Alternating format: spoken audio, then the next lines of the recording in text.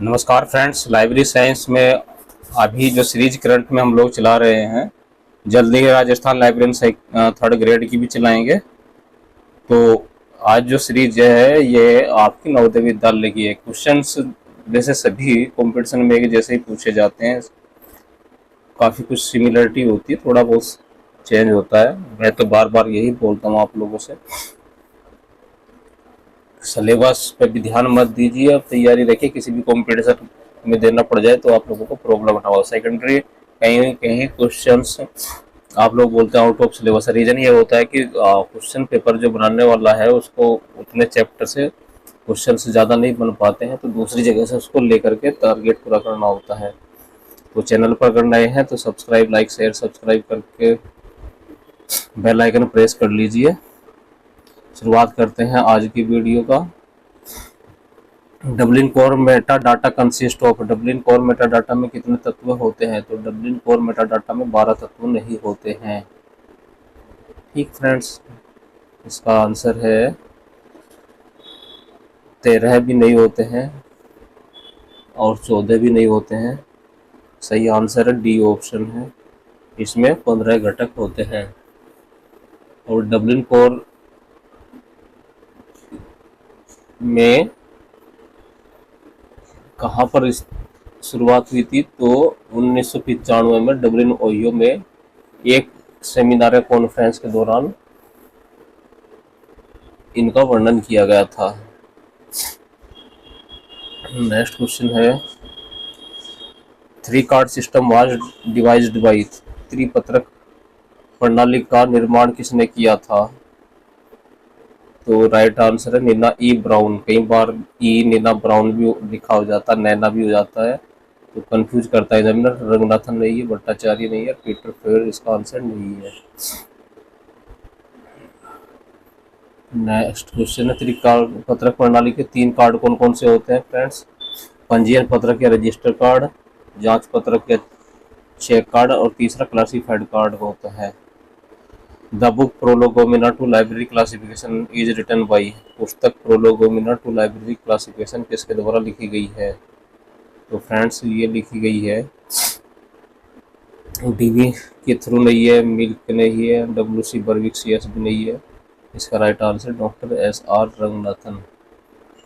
Doctor Ranganathan ने पुस्तकालय के उपसूत्र 1937 में प्रतिपादित किए थे, जो प्रोलोगोमिना टू लाइब्रेरी क्लासिफिकेशन पुस्तक में लिखे हुए हैं, है ना। नेक्स्ट क्वेश्चन है,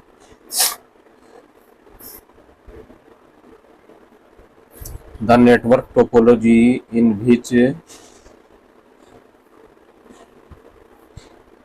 nodes are connected with the central hub is known as. अर्थात नेटवर्क प्रारूप विज्ञान जिसमें नोड केंद्रीय नाभि से जुड़े होते क्या कहलाता है? तो 4 प्रकार की टोपोलॉजी होती है। रिंग टोपोलॉजी, बस topology, star topology, mesh, tree topology. तो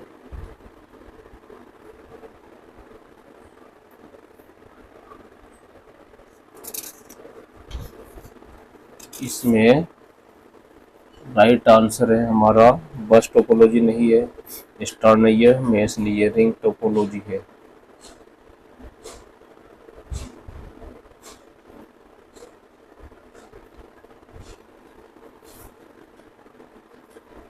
तो क्वेश्चन छूट गया है फ्रेंड्स, पीछे देखा जाए क्या? तो छूट गया ना।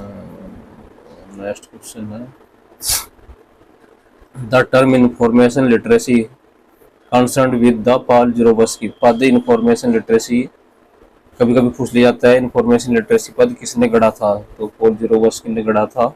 कभी कभी वर्ष पूछ लेता है, देखो यहाँ वर्ष पूछ लिया गया है, तो ये 1970 में भी नहीं गढ़ा गया था, 1883 में भी नहीं है, 1800 में तो नहीं था बिल्कुल आंसर, 1900 में था। तो कौन सा ऑप्शन सही है? 1974 में गढ़ा गया था, है ना। अगला क्वेश्चन है, national libraries days India celebrated on. Bharat में राष्ट्रीय पुस्तकालय दिवस कब मनाया जाता है? तो 14 नवंबर को तो बाल दिवस मनाया जाता है। 23 अप्रैल भी नहीं है और 19 अप्रैल भी, सितंबर भी नहीं है। आज़ादी के दिन से अगर थोड़ा सा पहले चलें तो बढ़िया रहेगा। तो वह है हमारा 12 अगस्त, इसका राइट आंसर है।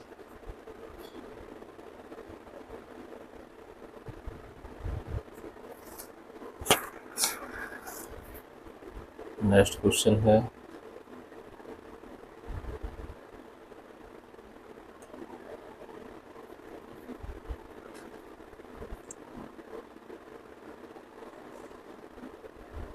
Arrange the following storage capacity increase order to the magnetic. संचयन क्षमता स्टोरेज कैपेसिटी की निम्नलिखित इकाइयों को उनके परिमाण के बढ़ते क्रम में व्यवस्थित कीजिए। तो बढ़ता हुआ क्रम क्या होता है हमारा? बिट से स्टार्ट होता है। एक बिट होती है 0, जिसको 1 और 0 बोलते हैं, बाइनरी डिजिट बोलते हैं। एक निबिल होती है 4 बिट्स की, एक बाइट होती है 8 बिट्स की। तो मेगाबाइट, किलोबाइट, टेराबाइट और किलोबाइट। इस ऑप्शन में अगर हम ध्यान से देखें,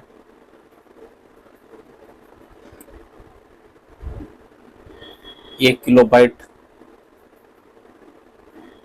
में 8 बिट्स होती हैं। तो किलोबाइट सबसे छोटा ऑप्शन है, तो ये बन जाएगा किलोबाइट, फिर मेगाबाइट, फिर गीगाबाइट, उसके बाद टेराबाइट, है ना।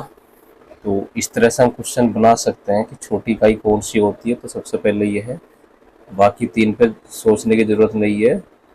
ठीक है, मैंने बताया था जैसा कि 1 किलोबाइट में 1000 बाइट होती है, 1 मेगाबाइट में आपकी 1024 किलोबाइट होती है, 1 GB में 1024 मेगाबाइट होती है, और 1 टेराबाइट में 1024 क्या होता है हमारा? तो 1024 गीगाबाइट होती है। नेक्स्ट क्वेश्चन है, फैक्ट्स ऑन फाइल का प्रकाशन किसके द्वारा किया जाता है? फैक्ट्स ऑन फाइल का पब्लिकेशन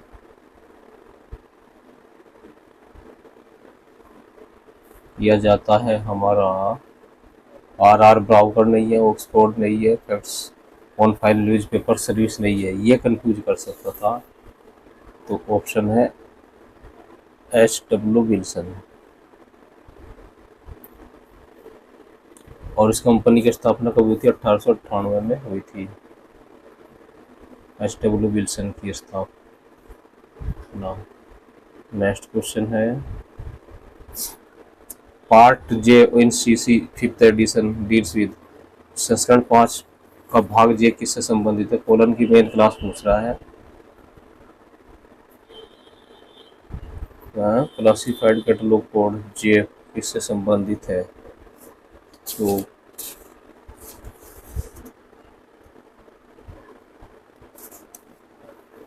जे संबंधित है हमारा लेखक यदविन द्विवेदी नहीं है, व्यक्तिगत नाम भी नहीं है, क्लास इंडेक्स एंट्री नहीं है, बल्कि रेंडरिंग ऑफ द नेम या अभिकल्पन से संबंधित है। क्लासिफाइड कैटलॉग कोड, हम कॉलम क्लासिफिकेशन सोच रहे थे। तो अभी तक कितने एडिशन आए हैं सीसी के? 5 एडिशन आए हैं। ठीक है, और डिस्कस कर लेते हैं थोड़ा सा इसके जो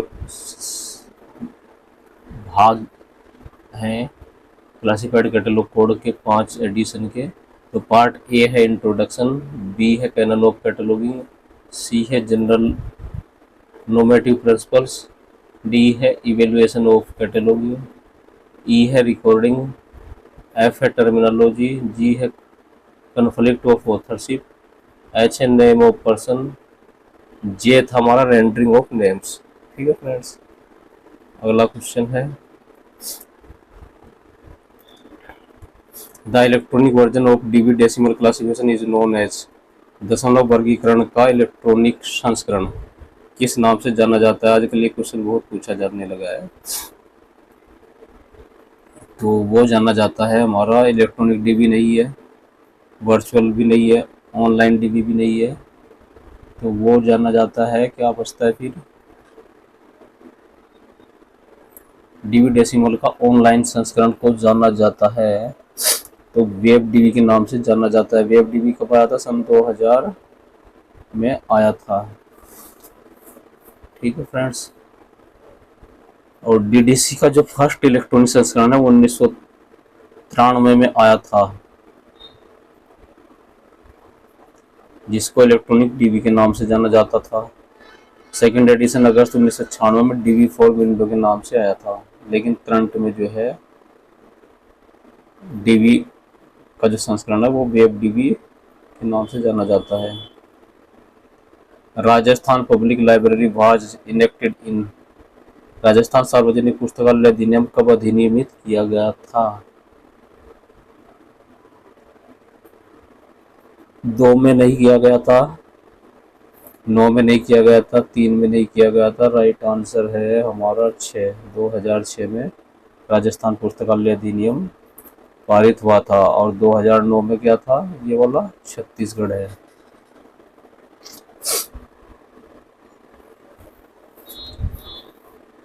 DDC DB decimal classification is owned by OCLC, अर्थात कभी कभी पूछ लेता है क्वेश्चन के दशमलव वर्गीकरण का स्वामित्व किसके पास है, तो दशमलव वर्गीकरण का वर्तमान में स्वामित्व ओसीएलसी ऑनलाइन कंप्यूटर लाइब्रेरी सेंटर के पास है। कब से है?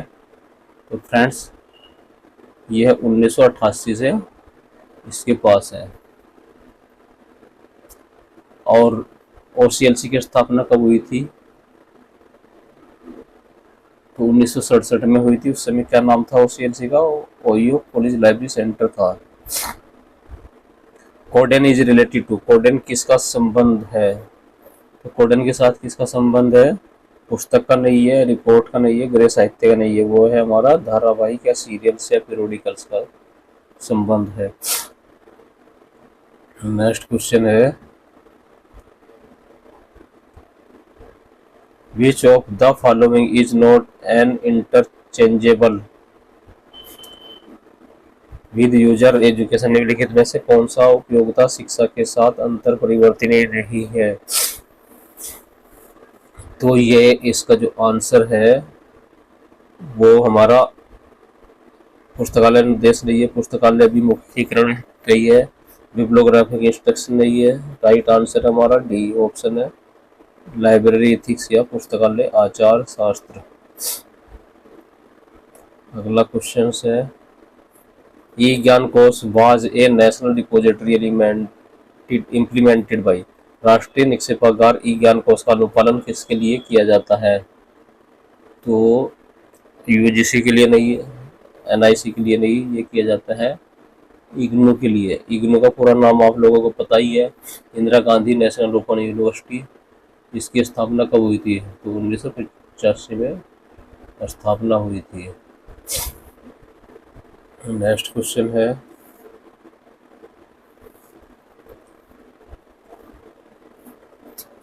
Who developed 7 facts of information literacy, 7 facts of information literacy को किसने विकसित किया था?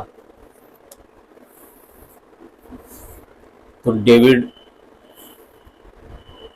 लेफर्सर ने नहीं किया था, रॉबर्ट बर्कोविच ने नहीं किया था, और जेमी मैग केनजिक ने भी नहीं किया था। तो राइट आंसर है हमारा Christine Susan Bruce.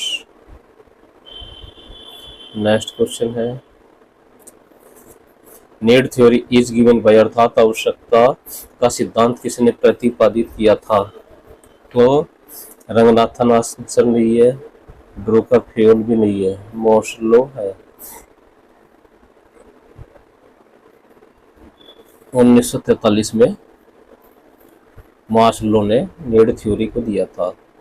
Next question है, who is the father of the bibliography, किसको ग्रंथ सूची का पिता कहा जाता है?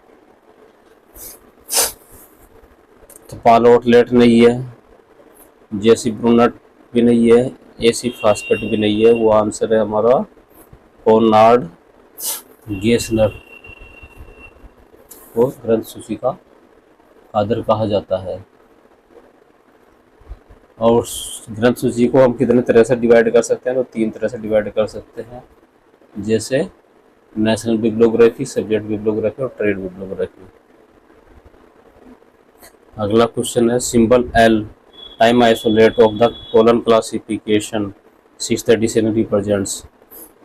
द्विबी बिंदु वर्गीकरण 6ठा संस्करण की काल अनुसूची में एल किसका प्रतिनिधित्व करता है?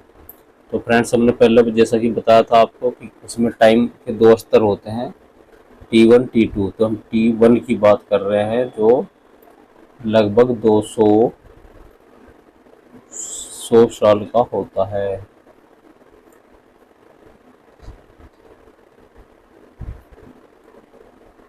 एल किसका प्रतिनिधित्व करता है? एल यहाँ 1700 से लेकर 1799 AD। डी ऑप्शन ठीक है। ये क्या प्रतिनिधित्व करता है? यह 9999 बिफोर क्राइस्ट है। बी है 9999 से लेके 1000 BC। सी है 999 से 1 BC बिफोर क्राइस्ट। फिर है डी 1 से लेकर 999 ईस्वी। ई है 1000 से 1099 ईस्वी। एफ है 1100 से लेकर 1199 ईस्वी। जी है 1200 से लेकर 1299 ईस्वी। एच है 1300 से लेकर 1399 ईस्वी। आई है 1400 से 1499 ईस्वी। जे है 1500 से 1599 ईस्वी। के है 1600 से लेकर 1699 ईस्वी।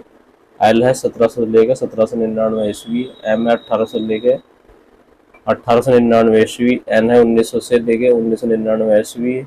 और वर्तमान में हमारा चल रहा है 2000 से लेकर 2099 तक हमारा पी चलेगा, है ना। तो अब जो भी चलेगा उसके लिए क्या लिखेंगे? पी लिखा जाएगा।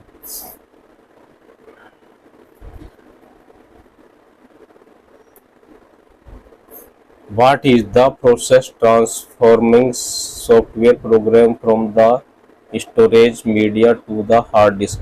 भंडारण माध्यम सेकेंडरी स्टोरेज मीडिया में हार्ड डिस्क में सॉफ्टवेयर प्रोग्राम अंतरित करने की प्रक्रिया क्या कहलाती है? तो यह प्रक्रिया कहलाती है हमारी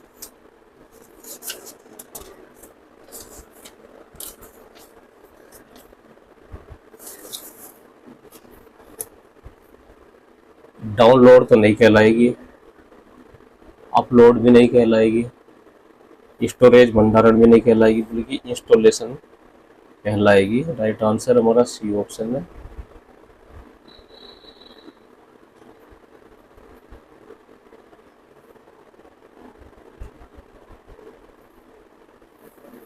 सेकेंडरी स्टोरेज मीडिया से हार्ड डिस्क में सॉफ्टवेयर में प्रोग्राम को अंतरित करने की प्रक्रिया को क्या कहेंगे हम?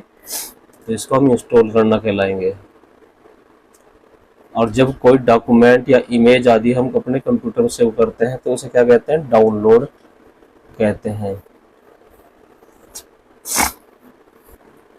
और जब अपने कंप्यूटर से कुछ भी इंटरनेट पर हम डालते हैं तो उसको अपलोड करना कहते हैं। नेक्स्ट क्वेश्चन है who developed the information foraging model? किसने इंफॉर्मेशन फोरिंग मॉडल का निर्माण किया था?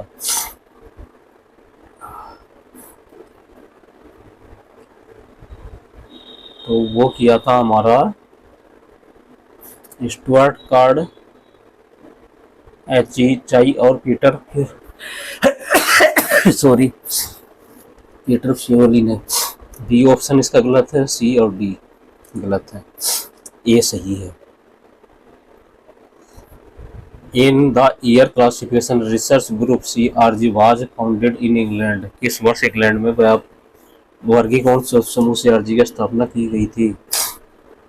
तो फ्रेंड्स CRG की स्थापना की गई थी हमारी 1952 में।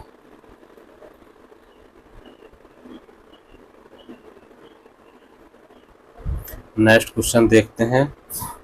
UDC scheme is an example of. UDC किस प्रकार की पद्धति का उदाहरण है?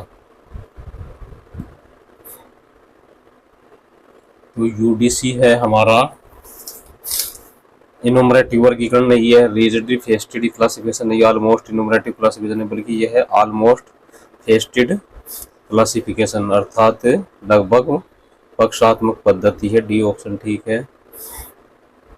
अगला क्वेश्चन है सूचीकरण में साइन लोगों से क्या आशय है? इन category sine loco means the, तो विदाउट पब्लिशर नहीं है, विदाउट टाइटल नहीं है, विदाउट ईयर नहीं है। सही आंसर है इसका विदाउट प्लेस, स्थान रहित।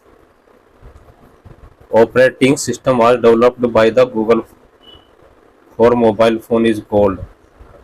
अर्थात गूगल के द्वारा मोबाइल फोन हेतु जो प्रचलन पद्धति है उसको क्या कहते हैं?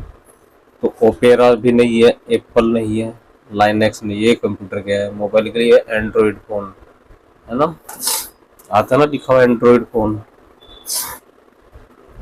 नेक्स्ट क्वेश्चन है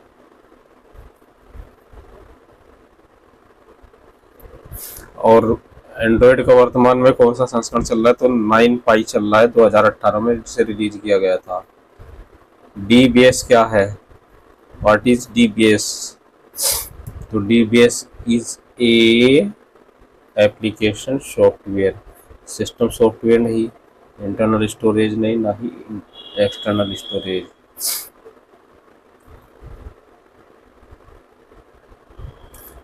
और DBS के जो आविष्कारक कौन थे? तो वो थे सीसेल वाइनी रेटलिफ।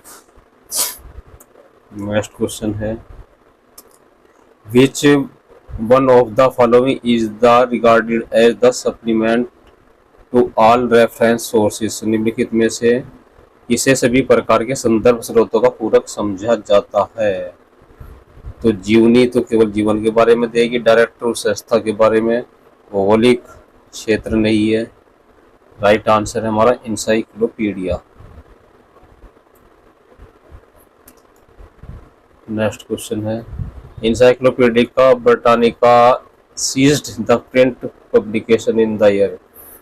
अर्थात इंसाइक्लोपीडिया ब्रिटानिका ने अपने मुद्रित प्रकाशन को किस वर्ष बंद कर दिया था? तो वो बंद कर दिया था 2012। तो आंसर नहीं है, 18 में भी नहीं किया, 9 में भी। राइट आंसर है हमारा 2010। और इंसाइक्लोपीडिया का फर्स्ट एडिशन कब आया था?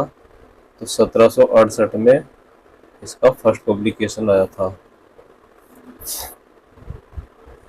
नेक्स्ट क्वेश्चन है यूरोपा वर्ल्ड लर्निंग इज, अर्थात यूरोपा वर्ल्ड ऑफ लर्निंग क्या है? तो वर्ल्ड ऑफ लर्निंग है हमारी प्रोफेशनल डायरेक्टरी नहीं है, डायरेक्टरी तो है ठीक है फ्रेंड्स, और स्थलाकृति भी नहीं है, और टेलीफोनिक निर्देशिका भी नहीं है।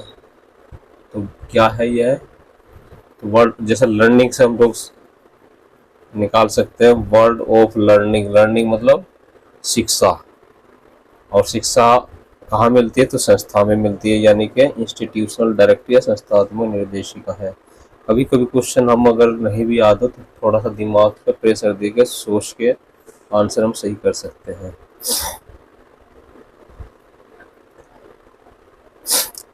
Nehru memorial museum library is an autonomous institution functioning under.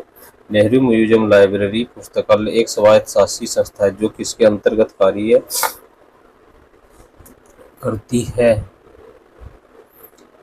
तो मानव संसाधन मंत्रालय के अधीन, खेल मंत्रालय के अधीन भी नहीं करती, ना ही सूचना प्रसारण मंत्रालय के अधीन काम करती है, बल्कि यह काम करती है खेल संस्कृति मंत्रालय के अंतर, ministry of culture. Next question देखते हैं। एक्विजिशन प्रलेख, work of document comprised of, किसी भी प्रलेख का अधिग्रहण कार्य है। तो सिलेक्शन एंड क्लासिफिकेशन नहीं है, सिलेक्शन और चयन और सूचीकरण नहीं है।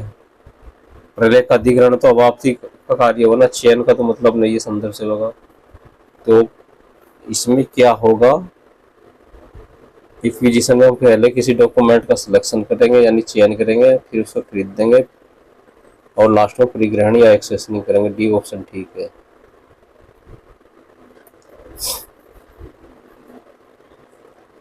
Which is not a social book marking site, निम्नलिखित में से सोशल बुक मार्किंग साइट नहीं है।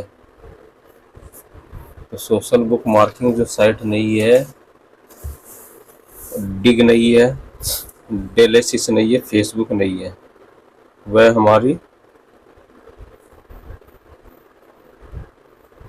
साइट है स्काईडू। फेसबुक क्या है, तो सोशल साइट नेटवर्किंग साइट है। कब से शुरुआत हुई थी, 2003 में, लेकिन 4 फरवरी 2004 को इसको फेसबुक में बदला गया था। पहले फेस मास्क के रूप में इसकी शुरुआत हुई थी।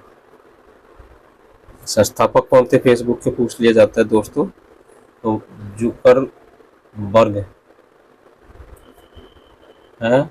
डेलेसियस सितंबर 2003 में लॉन्च किया गया था और ये वेब बुक मार्क को संग्रहित साझा करने के लिए किया जाता है। dig.com क्या है, यह कुछ पृष्ठों को URL पर जमा करने की अनुमति देता है। The major part of the special library budget is spent on, विशेष पुस्तकालय बजट का अधिकांश भाग किस पर खर्च किया जाता है।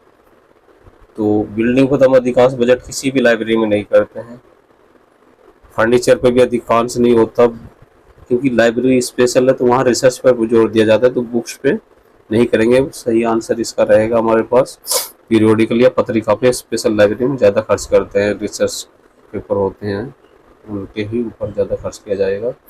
Which of the following is not a section of the main entry 5th edition CCC में, निम्नलिखित में से क्लासिफाइड कैटलॉग कोड संस्करण 5 की मुख्य प्रविष्टि का अनुच्छेद नहीं है। तो फ्रेंड्स लीडिंग अनुच्छेद भी है, टाइटल अनुच्छेद भी है, ट्रेसिंग अनुच्छेद भी होता है, तो नेम सेक्शन नहीं है। इस ऑप्शन में क्या आंसर आएगा, नाम अनुच्छेद। लीडिंग सेक्शन में क्या लिखा जाता है, हम काल नंबर लिखते हैं। काल नंबर कहाँ से लिखा जाता है दोस्तों, हमेशा पेंसिल से लिखा जाता है। हेडिंग सेक्शन में क्या है, लेखक का नाम अंकित किया जाता है या कोलैबोरेटर या टाइटल भी लिखते हैं अगर ऑथर नहीं है। नोट सेक्शन में केवल टिप्पणी लिखी जाती है, एक्सेशन में जो है एक्सेशन नंबर डाला जाता है। और ट्रेसिंग क्या होती है, तो ट्रेसिंग सेक्शन हमारा वो होता है कि जिसमें हम एडिड एंट्री या अतिरिक्त एंट्रियाँ निर्मित की जाती हैं, वो उनकी सूचना दर्शाते हैं ट्रेसिंग में। The data base Indian patent is published by, database Indian patent का प्रकाशन किसके द्वारा किया जाता है, तो वो नेस्डॉग और निटिस्टेड जैसी डॉग के थ्रू नहीं बल्कि निस्केयर के द्वारा किया जाता है।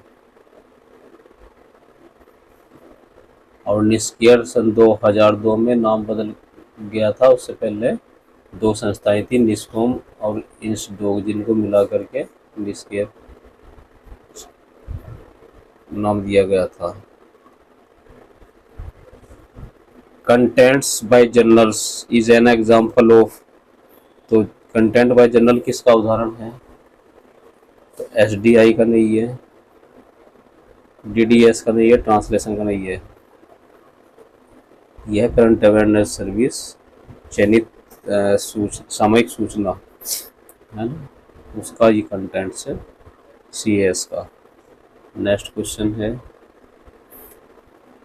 The principles of management by objective MBO were propounded by in 1954 किसके द्वारा 1954 में मैनेजमेंट बाय ऑब्जेक्टिव का सिद्धांत दिया गया था? तो ये सिद्धांत दिया गया था हमारा रंगनाथन तो नहीं है, पीटर ब्रोफी भी नहीं है, पीटर एंडरसन भी नहीं है, पीटर ड्रोकर के द्वारा दिया गया था। MBO मैनेजमेंट का फुल फॉर्म है मैनेजमेंट बाय ऑब्जेक्टिव। कब दिया था? उन्होंने 1954 में अपनी पुस्तक में दिया था।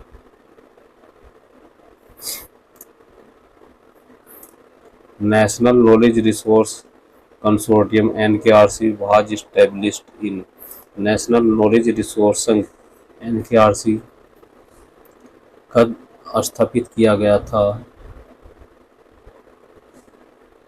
तो 1990 में भी नहीं किया गया था, 2001 में भी नहीं किया गया था, 2005 में भी नहीं। इनमें सबसे लेटेस्ट है 2009। तो 2009 में ही NKC की स्थापना की गई थी। और NKRC क्या है? तो ये है CSIR की 43 और DST 26 जो संस्थाएं उनका एक पुस्तकालय सूचना नेटवर्क है।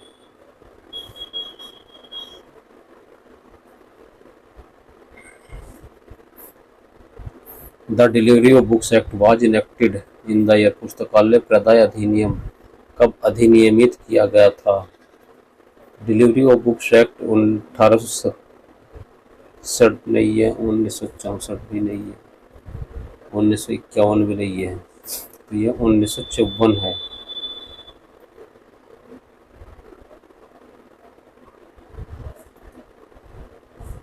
कॉलन क्लासिफिकेशन के छठे संस्करण में मेन एंट्री स्मॉल W मुख्य वर्ग क्या अंकित करता है? स्मॉल W है कॉलन क्लासिफिकेशन में। तो W क्या इंगित करता है हमारा? एजुकेशन नहीं है, इतिहास नहीं है, अर्थशास्त्र भी नहीं है, ये है पॉलिटिकल साइंस या राजनीति विज्ञान इसका सही आंसर है। जबकि कॉलन क्लासिफिकेशन में एजुकेशन का क्या है? T है। एजुकेशन किस सदस्य है? T। हिस्ट्री है हमारा B और इकोनॉमिक्स है हमारा X मेन क्लास। तो पॉलिटिकल साइंस है इस W। नेक्स्ट क्वेश्चन है which of the library science advocates the weeding of unused material to the library. पुस्तकालय विज्ञान का कौन सा सूत्र पुस्तकालय में अप्रयुक्त पुस्तकों के पदार्थों की छंटनी की वकालत करता है? तो प्रथम सूत्र नहीं करता, थर्ड सूत्र भी नहीं करता है, फोर्थ भी नहीं। तो फिर क्या करता है? Fifth law. फिफ्थ लॉ क्या है? Library is a growing organism, मतलब लाइब्रेरी हमेशा बढ़ती रहती है, इसलिए वहाँ स्पेस की जरूरत पड़ती है।